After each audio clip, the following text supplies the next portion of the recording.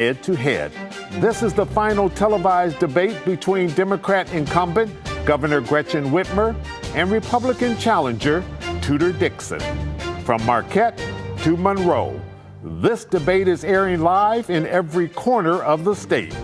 Proudly sponsored by WXYZ in Detroit, WXMI in Grand Rapids, WSYM in Lansing, and Oakland University in Rochester. 1 hour dedicated to getting voters the answers they deserve. This debate starts right now.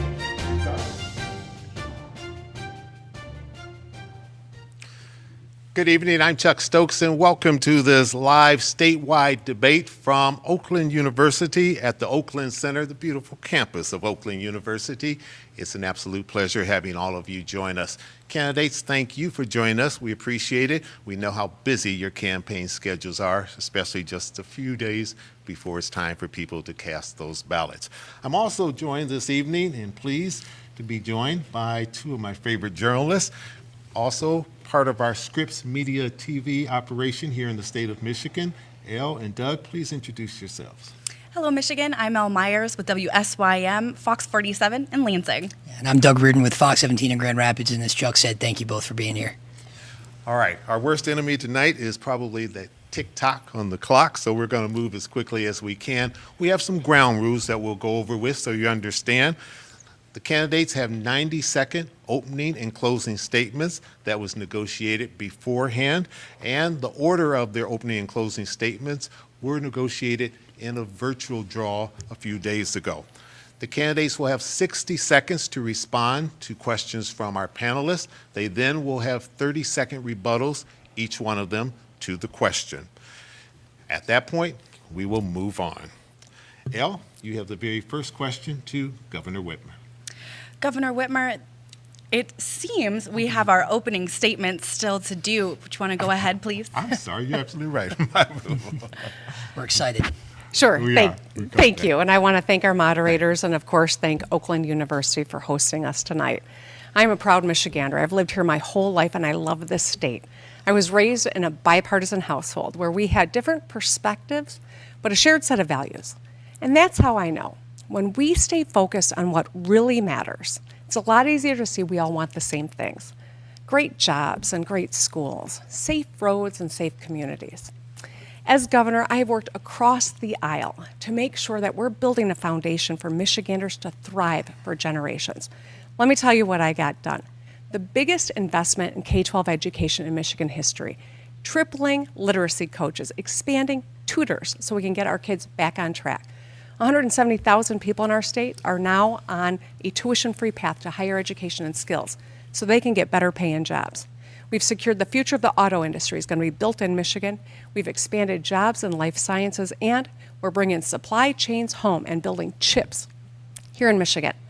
That is the future of our economy, and I am fighting like hell to make sure women can make their own decisions about their bodies. Tonight, I think you'll hear a lot of divisive rhetoric and misinformation and a focus on the past from my opponent. I'll try to stay focused on our shared future.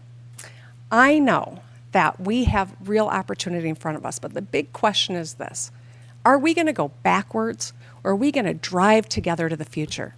I say, let's step on the accelerator. Thank you, Governor. Mrs. Dixon, now your opening statement. Good evening and thank you. I'm excited to be here tonight. And for those of you who don't know me, I want to introduce myself. I'm a mom of 4 girls. I'm a wife. I'm a cancer survivor, and I'm a worker. I spent many years on the shop floor of a steel foundry. And as a mom, I understand what it's like to have kids locked out of school and try to get them back on track. I also know what it's like to want safe communities where our kids can go out and ride their bikes. I know this because I want the same things for my own children. I'm running for governor because Gretchen Whitmer has taken us on the wrong track. She's pushed a radical, progressive, social agenda, and she hasn't listened to the problems you have every single day. Radical agendas lead to dangerous things to happen in the state. We've lost 82,000 jobs. We see our reading scores have plummeted. Our graduation rates have dropped. Our cities are less safe, and the roads aren't fixed. Misplaced priorities, broken promises, and no plan. That's what my opponent has to offer. But tonight, you have another opportunity. We can make a change. In 14 days, you can change course. In 14 days, you can put Michigan back on the right track. I've traveled the state, and from day one, I've been focused on my family-friendly plan for Michigan. Tonight, I'll share that plan, and I hope to earn your vote on November 8th. Thank you, Mrs. Dixon. Now we'll get to the questions. Elle, your first question to Governor Whitmer. All right. So it seems there are some lingering questions about Proposal 3. If it passes in just a few weeks, how will you legislate if portions of that proposal have to work their way through the courts? Well, let me start with this. Proposal 3 is absolutely necessary to preserve the rights we've had for 49 years under Roe v. Wade. When the Supreme Court decided to upend it and overrule Roe, Michigan was poised to revert back to a 1931 law that makes abortion a felony. No exceptions for rape or incest, throwing doctors and nurses in jail. The only reason it's not in effect right now is because of my lawsuit. We have an opportunity to enshrine Roe into law by supporting ballot initiative 3. Now, the other side will say all sorts of wild-eyed things that are not true. Parental rights and consent will still be effective. We know that regulations will still be in effect. The simple truth is the way to protect women and ensure that future generations have the same rights we've had for 49 years is by adopting Proposal 3, and I will be a yes vote. Mrs. Dixon? Yeah, it's unfortunate that we're not being honest about what Proposal 3 is. The governor has just been dishonest with you in her very first answer. We know that Proposal 3 does remove parental consent. It also makes it so that you don't have to be a doctor to perform an abortion. But it does align with her agenda. Her past, she's voted against a ban on partial birth abortion.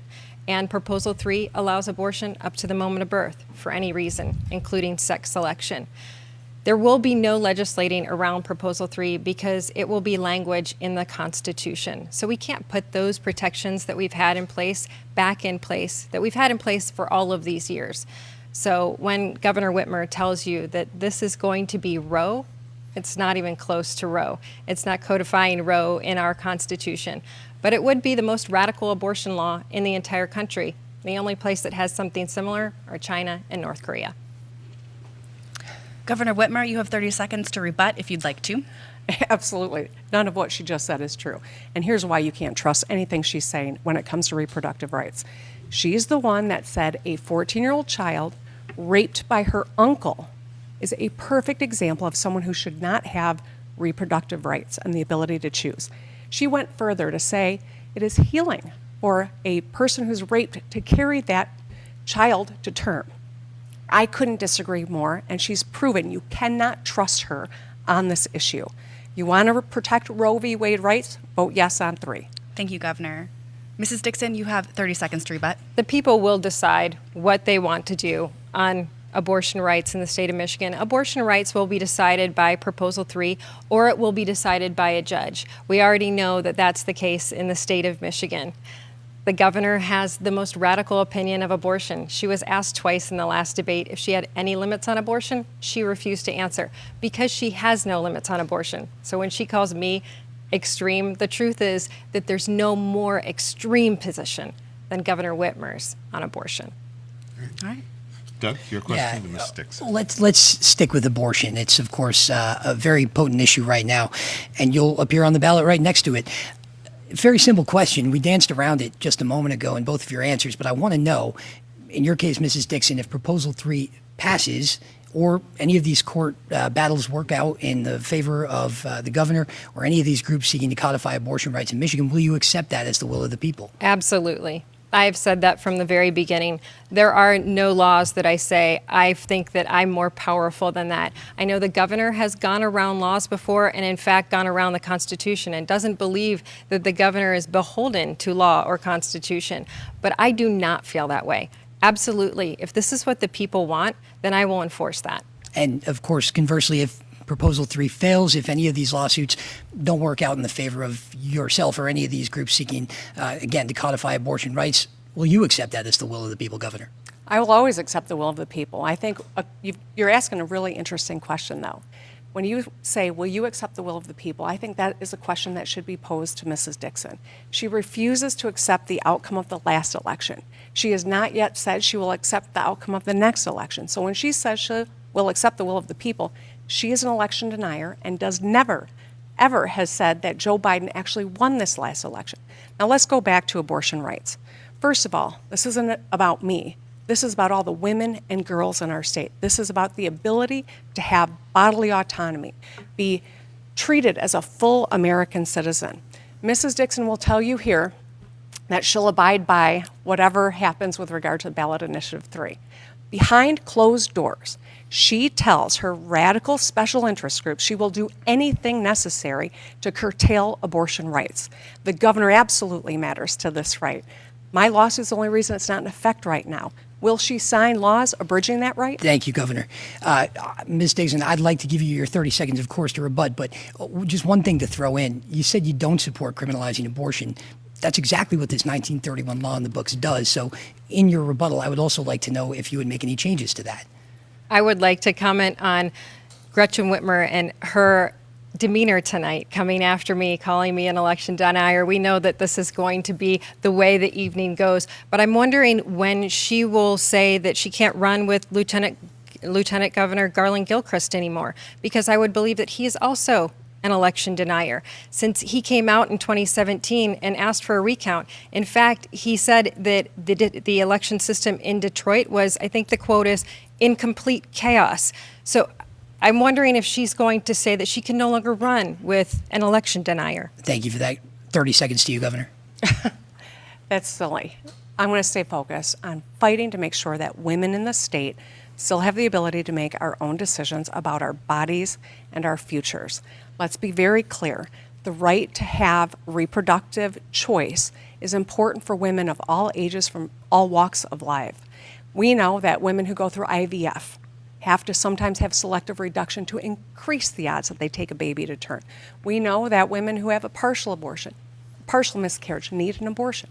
This will impact us all. Thank you, Governor. Chuck has your next question. Thank you. Candidates, we asked over the last week or so Michiganders to send in questions that they would like to ask you themselves. They can't be here, so we're going to be their surrogate, so to speak. Inflation is something that is very much on the mind of Michiganders. Governor, I'll begin with you. This is a question from Mason Spence.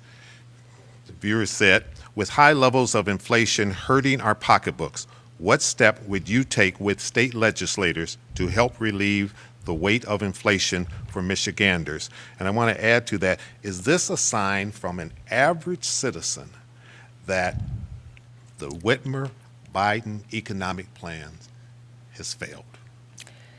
So let's talk about inflation. We know that there is global inflation. It is not unique to Michigan. It is not unique to the United States. A governor cannot fix global inflation, but what I can do is put more money in your pockets, and that's exactly what we've done. Working in a bipartisan way with a Republican legislature, we were able to help 150,000 families get free or low-cost daycare, money in the pocket. We were able to expand opportunities to have the state pick up a third of the cost of daycare for working families. And we also have put 170,000 Michiganders on the path to tuition-free skills. That's how we keep money in the pocket.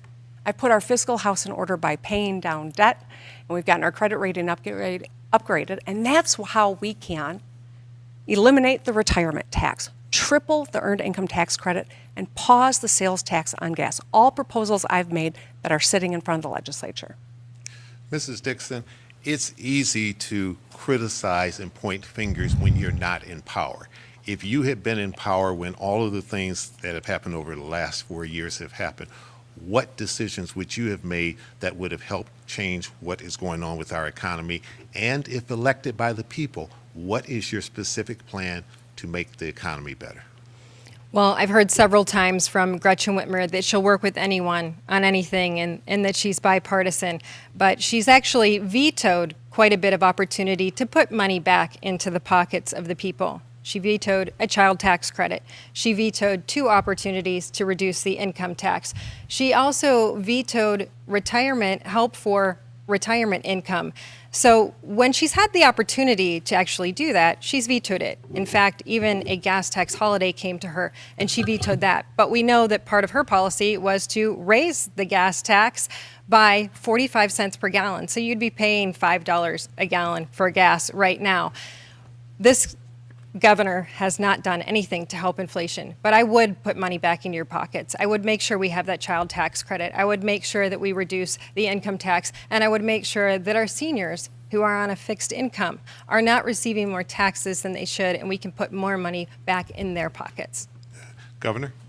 So listen, we'd never raised the gas tax, number one. In fact, we have cut taxes. Number two, the bills Mrs. Dixon refers to were a gimmick. Republicans in Lansing wanted to tell you that they were cutting your taxes, but they didn't even take effect until spring of next year. I don't have time for games, and I don't think you do either. What I would like to know is how Mrs. Dixon plans to balance a budget giving $12 billion away and not shifting costs onto you. That's where I would be most concerned as we think about the cost shift onto people. Thank you, Governor. Mrs. Dixon. She can work with anybody, but now the bills from Republicans are a gimmick. In fact, I think she's been on the House floor twice, so maybe she should have gone and tried to negotiate so that she could actually get some of those tax cuts. And I love how she says, just so you know, we never increased the gas tax. Yes, thanks to my lieutenant governor candidate who made sure we did not increase the gas tax. But even though in 2018 she stood on the debate floor and said it was nonsense and ridiculous, the idea of her raising the gas tax to pay for roads, it was one of the first things that she tried to do when she was in office. All right. Gail, your question to go. All right, so switching gears a little bit here, people across the state have seen a significant spike in energy costs. Just in the last couple of weeks, our viewers in Lansing with BWL saw a significant increase.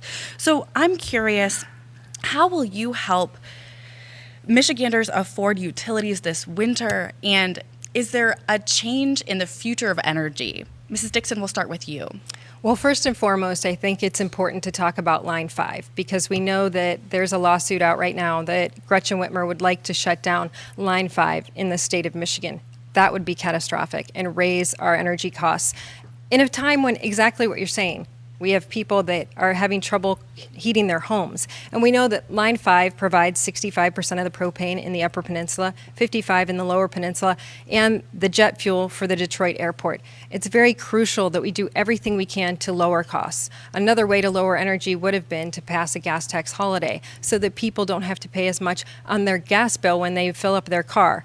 We need to make sure we do everything possible in the state of Michigan to lower the cost of energy for our people. Governor Whitmer? First, let me clarify. There has been no change in Line 5. No change. In fact, the tunnel continues to move forward. All of the permits have been executed, and it's sitting in front of the MPSC and the federal government. I think that's important to note. Secondly, we know that costs have gone up on everything. And that's why building out energy alternatives is really important, to giving you alternatives to help bringing down the cost of energy. And that's why we've really diversified and are continuing to do work in our portfolio. More wind, more solar. Right now, Michigan has the number one state for clean energy jobs in the country because we are focused on building out alternatives, ensuring our energy independence, protecting you from spikes, and protecting our Great Lakes. It's not one or the other. We must do all of it. Mrs. Dixon, you have 30 seconds to rebut. We have to be really careful that we don't kneecap our economy with a radical energy agenda. And Line 5 has not been shut down, but that's not because Gretchen Whitmer hasn't tried. In fact, even Joe Biden came out and said, you can't really shut this down. In fact, Justin Trudeau, who I would say is the most radical environmentalist in the entire world, came out and invoked a 1977 treaty telling Gretchen Whitmer she could not shut down Line 5. So the only reason it's not shut down is because other people have stopped her radical energy agenda. Governor? Mrs. Dixon wants to do things the way they've always been done, with a look to the past. I want to build lightnings. I want to make sure that we are expanding our energy alternatives in clean energy and being good stewards of our water. We know that climate change is already having a huge impact, whether it's the tornado in Gaylord or the flooding in Midland. I showed up, helped people get through it. But we need to build out clean energy alternatives and be a driving force in the transition in our autos. Thank you both. So shortly after we announced this debate, I heard from one of our viewers in Norton Shores. His name's Greg Tierman, and he had a question about the retirement tax, which of course I think a lot of people do. Greg gets his income from an IRA and a 401k that he and his employers contributed to over the years. Governor, entering your first term, you promised to repeal the retirement tax. So, of course, Greg wants to know if you still plan to do that with a potential second term. But he takes it farther. He says that your plan repeals only pensions. That your proposed repeal would cover only pensions. But again, Greg gets his retirement from a 401k. So would it cover all retirees? Would that tax break cover all retirees? What can we tell Greg? So, Greg, when I was in the legislature, the Republican governor and Republican legislature pushed through the retirement tax. They started taxing people who worked for a living, played by the rules, set aside money, and now are living on fixed incomes. And I said it was wrong then, and it is still wrong. I am trying to repeal the retirement tax. The thing standing in my way is the Republican legislature in Lansing.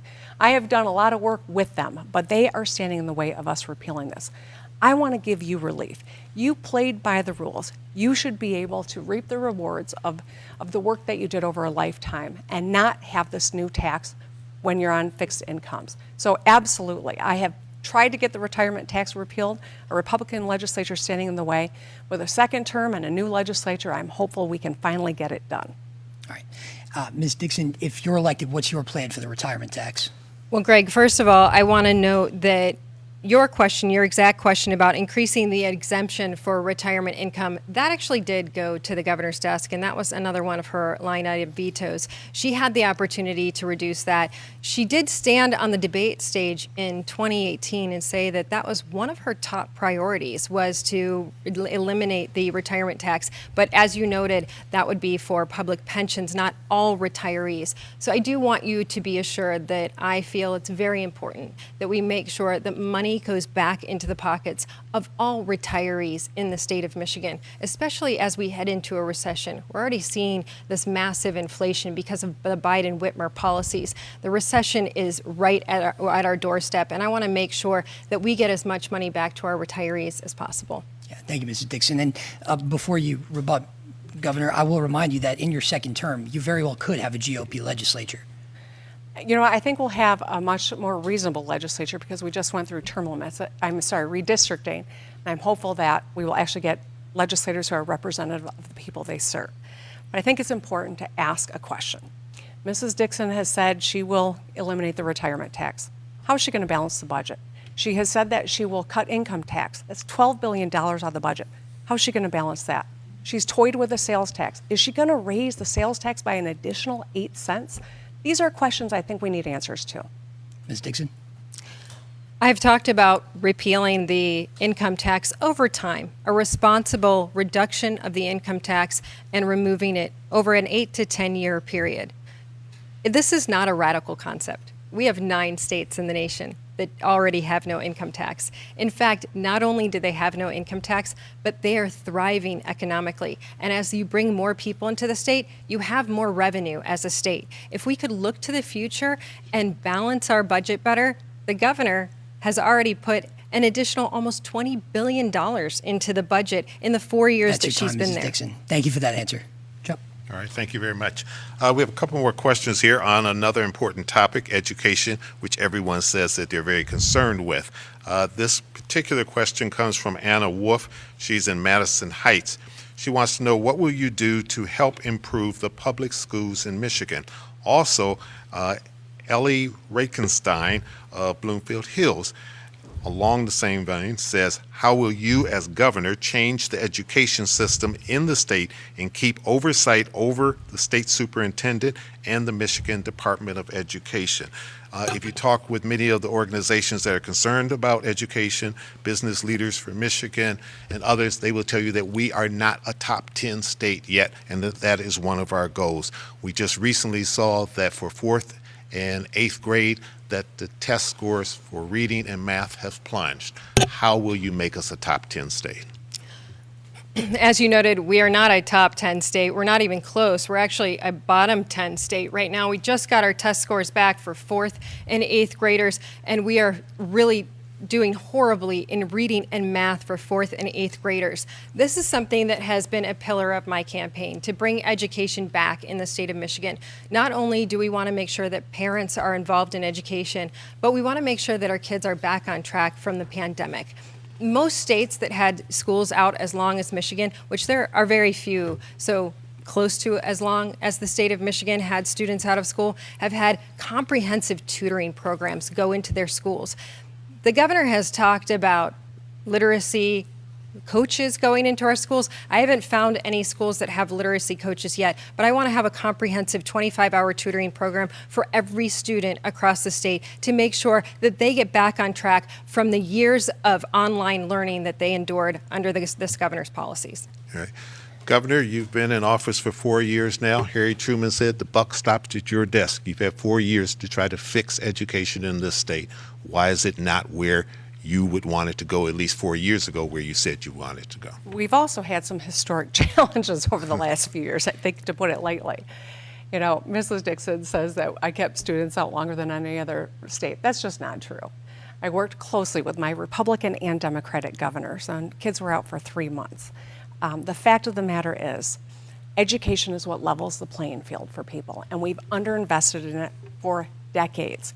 We got the biggest investment in public education done in a bipartisan way to support teachers, to bring down class sizes, to wrap our kids with supports like mental health supports, tutors, and literacy coaches, making class sizes smaller. This is how we improve outcomes. But it's only been a couple years, and we've had a pandemic to navigate. The reason kids were out of school during the pandemic was because we were working off of knowledge from 1918, when kids died from the last global pandemic. As a mom, all I was thinking about was saving the lives of our kids. Ms. Dixon, you have a rebuttal? Yeah, I'm pretty sure I just heard an audible gasp around town when Gretchen Whitmer said that kids were out of school for 3 months. Perhaps she wasn't paying attention to what was actually happening. We even had schools that were closed this year. This is shocking to me that she thinks that schools were only closed for 3 months, or maybe she thinks she can convince you that schools were only closed for 3 months, but you know better because your students are the ones that are desperately behind. And the test scores show that she's being dishonest about this. She's being dishonest about even trying to get into these schools, to get these schools back on track. Governor. Well, that's just not true. But what I will say is we have made a historic investment, and that's precisely how we laid the groundwork to get to Michigan being a top 10 state for literacy. That is the goal that we all have to get behind. The problem is, if Mrs. Dixon is elected, she and her biggest funder, Betsy DeVos, will be writing the education budget. And their plan is to take $500 million out of our public school system. You want to get kids to top 10 literacy, draining the school aid fund of resources is not going to get us there. All right. Yeah. All right, thanks, Chuck. So, candidates, we continue to see violence in our schools. Just this week, the alleged Oxford shooter pled guilty. And we've heard talk of hardening our schools. So what does that mean to you, and can you describe what it will look like in practice? Governor Whitmer, we'll start with you. Well, listen, I got to tell you, as a former prosecutor who ran exercises with our police departments for active shooter, it's horrible to see what happened in Oxford and what plays out in this country every single day. As a mom, I am furious that in this country, and only this country, guns are the #1 killer of our children. I support secure storage. I support red flag laws. I support background checks. When Mrs. Dixon was asked, do you support secure storage, which was what Oxford families were asking for, she said, I don't know what it is. She supports more guns in schools, making them not gun-free zones. Her plans are downright dangerous. In the same month that the Oxford shooting happened, she posted a picture of herself with a gun and the caption saying, gun control means using both hands. She might think this is a joke, but I think there's nothing funny about it. Thank you, Governor. Mrs. Dixon. How manipulative to comment on a post that I made 29 days before the shooting even occurred, but that's what we expect when we talk to Gretchen Whitmer, right? Let me be clear about something. What's happening in our schools when we have a school shooting is devastating. I have 4 daughters that are in school-age daughters that I am concerned about every single day. Our state police came out with a safe schools plan in 2018 to harden our schools. You asked what that looks like. I would like to have armed security at our schools. I would like to make sure that we have a one entry point. I would also like to implement some of that plan that talks about how to identify a child that struggles with mental health, that might be considering self-harm or harming someone else. This is something that we just heard the Department of Ed say that they wouldn't even tell parents about, and Gretchen Whitmer has been silent. We need an Office of Safe Schools, like states like Florida have, to make sure that this is a top priority. And if we had implemented the 2018 report from the state police, we might have saved lives. Governor? There was a school shooting in Missouri yesterday in a district that had exactly what she just described. One place of entry, armed guards in the school district, and people are dead. We've been trying that for 30 years. It's not working. It is time to try proven policies, background checks, secure storage, red flag laws. I'm not talking about hunting. I'm just trying to keep our kids and communities safe. Ask yourself, who's going to keep your kids safe? The former prosecutor with plans or the candidate with thoughts and prayers? Mrs. Dixon? And yet she's been governor for 4 years. In fact, she's been a career politician for 20, and she hasn't seemed to come up with an answer for this yet. Her concern is taking guns away from law-abiding citizens. I want to make sure that our kids are safe. I don't want our kids in a sitting duck zone where the only person that has a weapon is the shooter that is going in to take their lives. I want to make sure we are as safe as possible in the state of Michigan. And as a mom, I think you can rely on me to make sure it happens. Thank you both. Doug? All right, let's talk about libraries, if we could, school and public. We've had a lot of efforts across the state, across the nation for that matter, to ban access to certain books, again, at public and school libraries, a lot of them having to do with titles including LGBTQ issues, the Holocaust, et cetera. As governor, how do you make sure that kids have access to that inclusive literature who might be seeking it, while also making sure that parents and teachers feel heard on the issue? And I'll add that this has real life implications. We've had millages fail, and in my hometown of Grand Rapids, we've had libraries say that they are in danger of closing because people are voting against millages based on these issues. So again, I would ask you, Mrs. Dixon, what do you do as governor? How do you handle this? Yeah, what I've heard from parents across the state is inappropriate content in school libraries. That's the biggest concern that I'm hearing about. And we're talking about sexual content. We're talking about pornography in schools. Parents have risen up across the state. They've asked Gretchen Whitmer to comment, and she's been silent on this issue, so I'm anxious to hear what she has to say. If you have material in your school that is something that you can't read to a child at a bus stop because you would be arrested because it is pornographic, then it should not be in our classrooms. What these parents are talking about are not textbooks that will help children learn about themselves. These are books that are describing to children how to have sex, and parents are outraged about it across the state. I stand with those parents that want to make sure we go back to the basics of reading, writing, and math in our schools. Thank you, Mrs. Dixon. Governor? Yes, so let me start with this. As a public school parent, I know that we have rights to understand the curriculum, the materials, to opt our children out if we think that it doesn't keep in line with our desires in terms of what they are learning. Also, parents can attend parent-teacher conferences, take part in the debate that is happening, and these are happening at the local level, where they should be, so that parents can be involved. We also have a duty to make sure that all children feel accepted and safe and can learn and play when they are in school. I reject the false choice that it has to be one or the other. But I'll also tell you this, is with a really heavy heart that I see politicians try to wedge communities against one another. It is dangerous and it is selfish. Mrs. Dixon hosted someone on her show that said Martin Luther King Jr. shouldn't be in our history books. This is what we're talking about. We need to bring down the temperature and solve the problems to make sure parents are involved and students feel comfortable, and we're giving them a robust education. 30 seconds, Mrs. Dixon. Well, I guess we've received the answer now that she is not going to stand with parents on this issue who are crying out across the state. In fact, I had a gentleman come up to me just a few nights ago, and he said, I found content in my school library describing how to have sex to my son. I went to the Democrats and I said, I cannot believe that this is in there. And they said, you are no longer a part of our party. He said, just a few weeks ago, not only was I a Democrat, but I was running for office as a Democrat. He said, because Democrats won't stand up for our children and go back to the basics, I'm leaving the Democrat Party. Governor? Do you really think books are more dangerous than guns? Like, do you really think that books pose a greater danger to our kids than gun violence does? Mrs. Dixon is trying to distract us. She's trying to divert attention from the fact that she is bankrolled by Betsy DeVos. She has endorsed Betsy DeVos's plan to drain $500 million out of our public schools, and that's why she's waging these fights. We have to protect our kids. Chuck?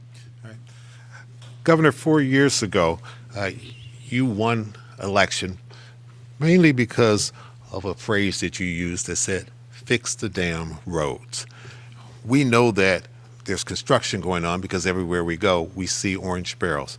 My question is, are we building better roads, or are we just putting Band-Aids on a cancerous infrastructure? Oh, well, you know, I love talking about the roads. The reason I focus on the roads is because when you have a busted rim, it can be money out of rent, it can be money out of childcare. And that's why fixing the damn roads has been so important. Let's be clear, we are addressing decades of disinvestment. We've already rebuilt 13,000 lane miles, 900 bridges. There are orange cones and barrels all over the state because we are fixing the roads.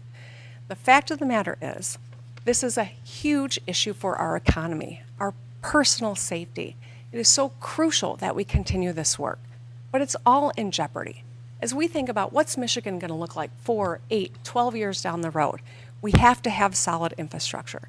But with plans to cut $12 billion out of the general fund and no plan to replace it, that will set us back in terms of rebuilding infrastructure back to decades of disinvestment. It'll mean money out of public safety and out of our kids' education. We can't afford to have that kind of leadership. Governor, really very quick follow-up. Yes or no? Are we using better materials? We are. We're using the right mix and materials. And as you can see, when you're driving by, we're taking the roads all the way down to gravel and rebuilding them.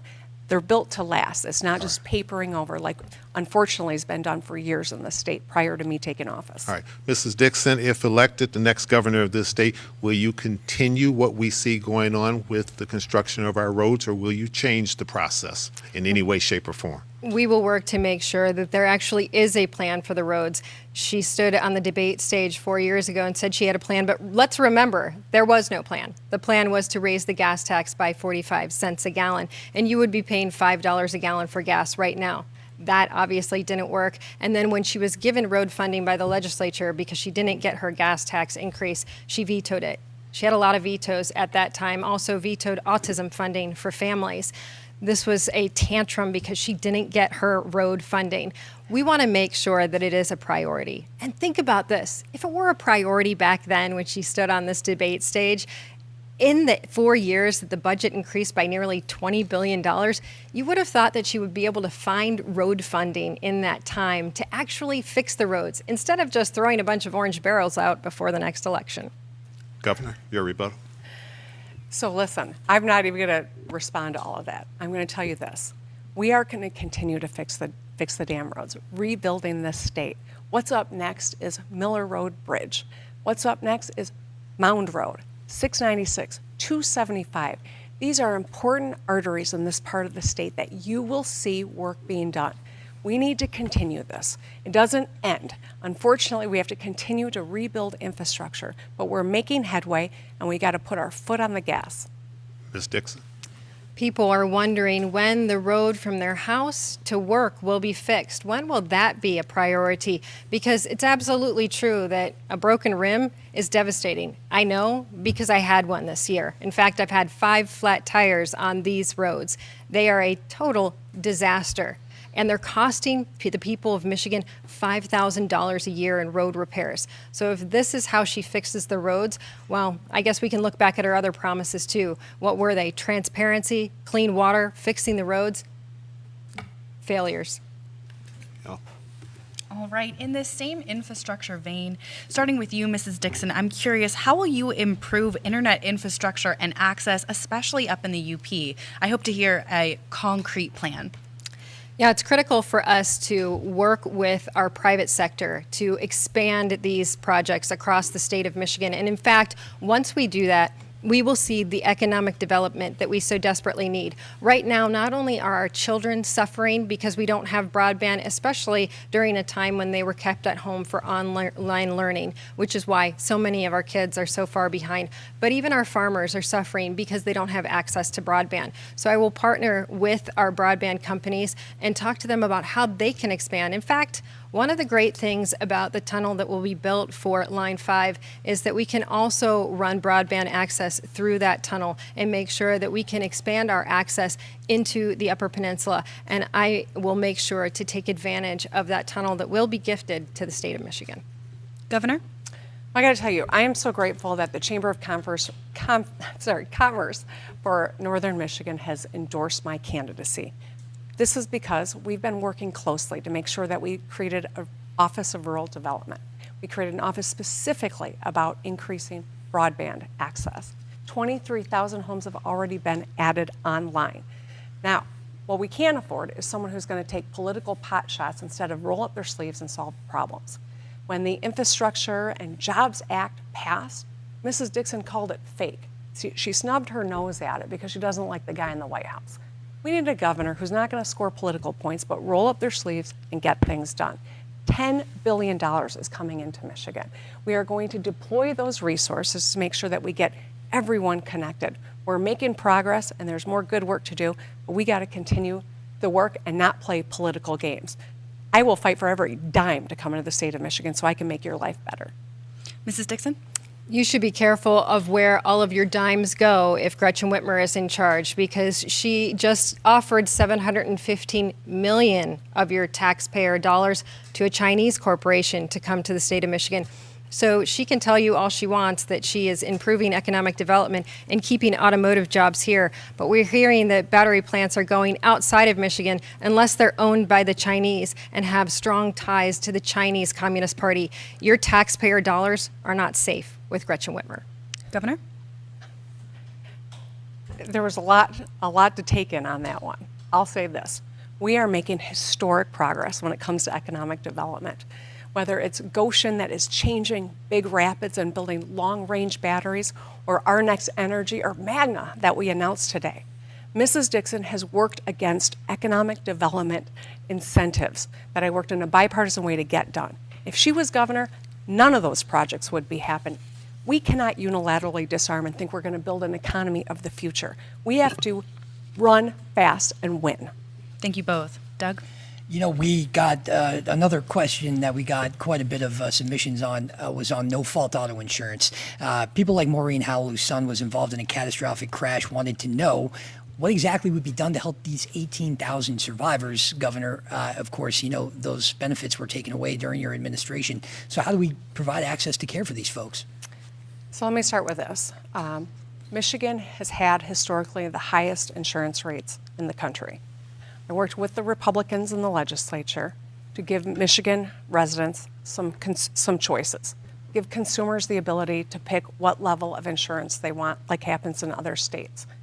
Now, people can make that choice, and we've seen rates come down, and we also know that this has helped drivers drive insured, where people weren't buying the insurance previously. There also is a group of people who have been injured, especially those pre this law, who we need to ensure get the care they contracted for at the rate so that they can actually get those services. There's been a lawsuit. We know that this case is still in front of the court, but I've been trying to reach out to the legislature to help make sure that we address those rates and ensure that rates are being paid on time. And Mrs. Dixon, if you are elected, these folks would be looking to you for this help. What would you do? I agree that we had insurance rates that were way too high, and that we had people in Detroit that couldn't even get insurance for their car, and they were paying thousands of dollars just to drive every month. That was devastating. Sometimes legislation has unintended consequences. We've seen that with this legislation. In fact, The governor knew that there was going to be a lawsuit when she decided to give away the catastrophic injury fund and give $400 checks back to everybody in Michigan, even though these people were desperate to find out how they would continue to get care. Now that the lawsuit has gone through, you're going to get a bill for $48 because she gave you those checks just a little too soon. And we have to make sure we take care of those people who had that contract to make sure their lives are the same quality as they were before. Governor?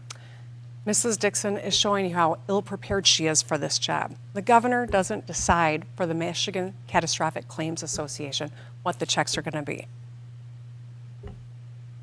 Mrs. Dixon? I'm glad she admitted that because her commercials are constantly saying that she gave $400 checks back to everyone. So I'm glad she's admitting that those checks didn't come from her and she actually isn't putting money back into the pockets of the Michigan people. Thank you both. Okay. Mrs. Dixon, next question goes to you. I'm going to try to take this in a slightly different direction, and perhaps you might not need rebuttals on this.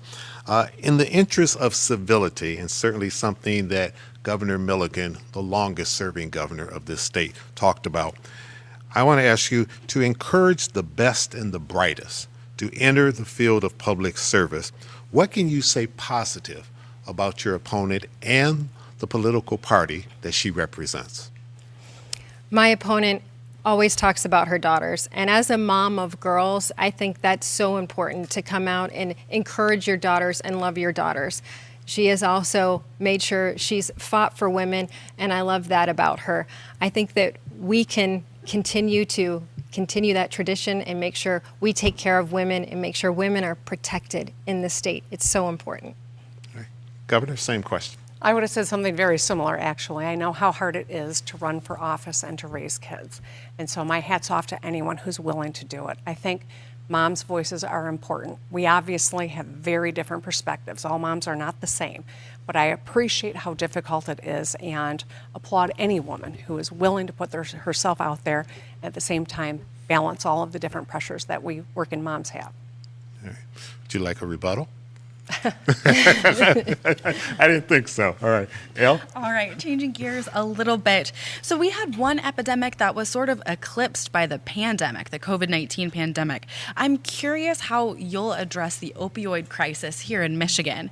So starting with Governor Whitmer, how can you address the influx of fentanyl with the ongoing opioid crisis here in our state? Well, let me start with this. You know, I often talk about my own mother, who died of brain cancer right after my first daughter was born. I was in that sandwich generation where I was taking care of two different generations of my family.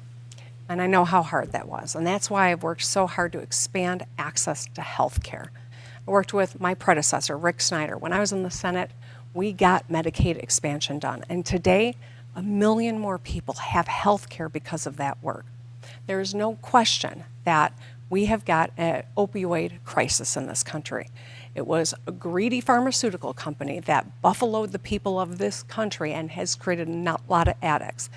That's why the resources that we are putting into addiction treatment, the resources that we are putting into ensuring more people have access to health care is so incredibly important.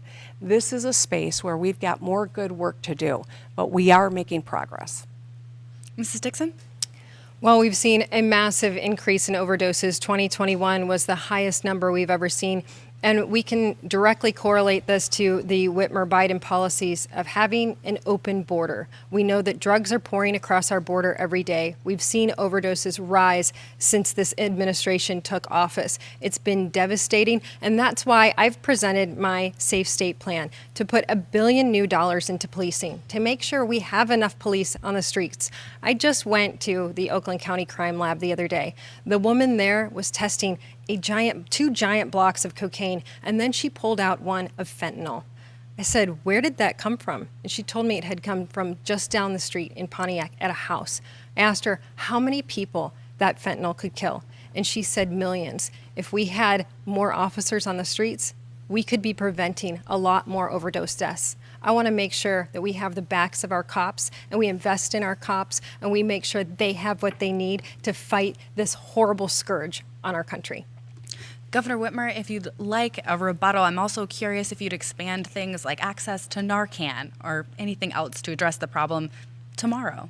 Absolutely. So I think one of the big things that we haven't yet talked about but need to is about crime. We know that our police put their lives on the line every single day. I, as governor, have made too many phone calls, attended too many funerals, and that's why I have delivered over $1 billion more for law enforcement in Michigan, to recruit, to train, to make sure they've got the wraparound support so that they can do their job. It is a hard job. But this is, I think, one of the most important things that we haven't really yet talked about. Thank you, Governor. Mrs. Dixon, Narcan? Narcan is obviously very important, and we have seen that we have our Walmart pharmacies that distribute it a few times a year, and it's also our police officers have it around the state. But I think it's very important to note that it's not just about going out and having cops on the street. It's also about taking care of our corrections officers and making sure that when someone commits a crime, that we get those drug dealers off the streets and they can't commit more crimes and cause more death in the state of Michigan. Thank you both. So this is our last question. I have to read it very quickly. Last week, the CDC recommended adding COVID-19 vaccines to the recommended immunization schedule for both children and adults next year. Got to be very adamant about this. This is not a mandate. This was a recommendation. This happens every single year. So as governor of Michigan, do you take them up on that recommendation and make sure that the COVID-19 vaccination be required for school attendance, Mrs. Dixon? Yeah, I want to be very clear about this. This is a parent's decision. There will never be a mandate for the COVID-19 vaccine for children to go to school in a Dixon administration. I'm anxious to hear what Gretchen Whitmer has to say because she was forcing the vaccine on people. You remember her program, Vax to Normal? You could only get your liberties and freedoms back if you got your neighbor vaccinated. She will likely push this on your children. I want you to know that I will never push the COVID-19 vaccine on your children. That is your choice, and it will always be your choice as long as I am your governor. Governor Whitmer? No, I do not support requiring the COVID vaccine for children. But let's talk about COVID. It hit our state hard. It hit this community incredibly hard. We had hospitals that were full. We had morgues that were full. We had refrigerated trucks outside of hospitals because we didn't even have enough masks for our doctors and didn't have a place to put deceased people. We made quick decisions to save lives, and studies show we saved thousands. I am proud of that. But while I was getting death threats, saving lives during COVID, my opponent was sowing conspiracy theories. She was saying that kids couldn't get impacted, no need for masks. She even said vaccines carried the mark of the beast and government trackers. It's that kind of foolishness that actually endangers people. If she had been governor during COVID, thousands more people would have died. Mrs. Dixon? If that were at all true, why would I have gotten the vaccine myself? The governor is being dishonest once again, but that's what you do when you don't have policies to run on, when you killed more seniors than almost any other state, when you were told to stop the policy, but you kept it going, when you had such extreme unemployment fraud that you lost $8.5 billion worth of taxpayer money.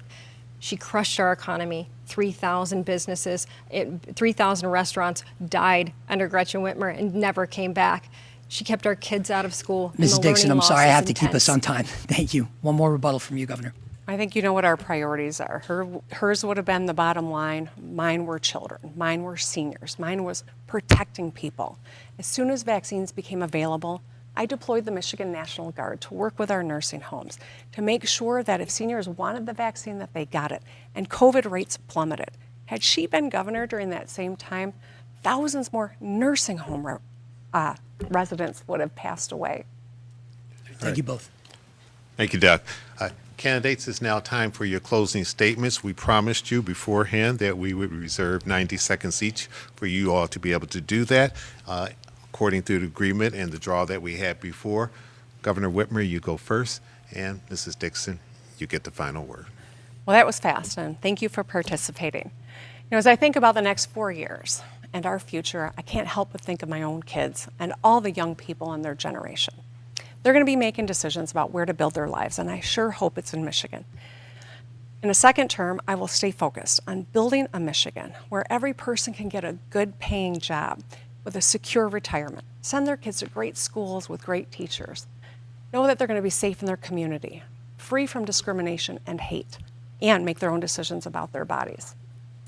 This is an important election. My opponent has shown tonight that she's more interested in dividing us, halting our progress, and dragging us backwards. When she's not scripted and on stage, she stokes violence, spreads conspiracy theories, even attacks working women and teachers. We need to come together and solve problems. As governor for 4 more years, I hope to have the opportunity to continue this service, and I will always put your interests first. I want to thank all the Republicans and independents who have supported me. I want to thank all the police organizations and business groups that have endorsed me, and of course, my longtime supporters. I say let's continue to move our state forward, build a brighter future for future generations. This is a great state, and our future is bright. Asking for your vote. Mrs. Dixon, your closing statement. Like many of you, I had children out of school for several years. Like many of you, I had a small business crushed, and like many of you, I lost a loved one. Gretchen Whitmer doesn't want to be defined by her carelessness, her dishonesty, or her hypocrisy during that time. But even if we didn't look at that, we would look at her governorship as a disappointment. Her radical policies have crushed the state. Her choices have been destructive. But don't worry, there is another choice. Michigan, you're not better off now than you were 4 years ago. In fact, we're in the top 10 for crime in the nation. We're in the bottom 10 for reading and math in the nation. We lost 82,000 jobs, and we lost more small businesses than any other state. Gretchen Whitmer will stand on the stage tonight and tell you that's success. But you've all felt the pain of her failure, and you deserve better. If you choose me as your governor, I will put cops over criminals. I will put parents over politics. I will put students over systems. And I will make sure that we put money back into your pocket and we do a better job with the money that we have. I'll bring back common sense, and I will make sure that we have better schools, more jobs, safer communities, and reliable roads. I want to be your governor, and I want to bring back a family-friendly Michigan. I ask for your vote on November 8th, and I promise to serve you well. God bless you. Governor, Mrs. Dixon, thank you so much for coming in, for engaging in not one, but 2 statewide debates, the last one being today, and facing the voters. This is very important before they go in and make their final decisions on Election Day. We also want to thank our partners at Oakland University for being wonderful hosts here and all that we've put them through. They've been good sport, and we appreciate it. And I want to thank my fellow panelists, Elle and Doug. Thank you so much from Grand Rapids and the city of Lansing in the middle of our state. And we want to thank all of you at home for joining us. Don't forget to vote on Election Day, Tuesday, November the 8th. The polls are open from 7 a.m. until 8 p.m. I'm Chuck Stokes. Have a good evening.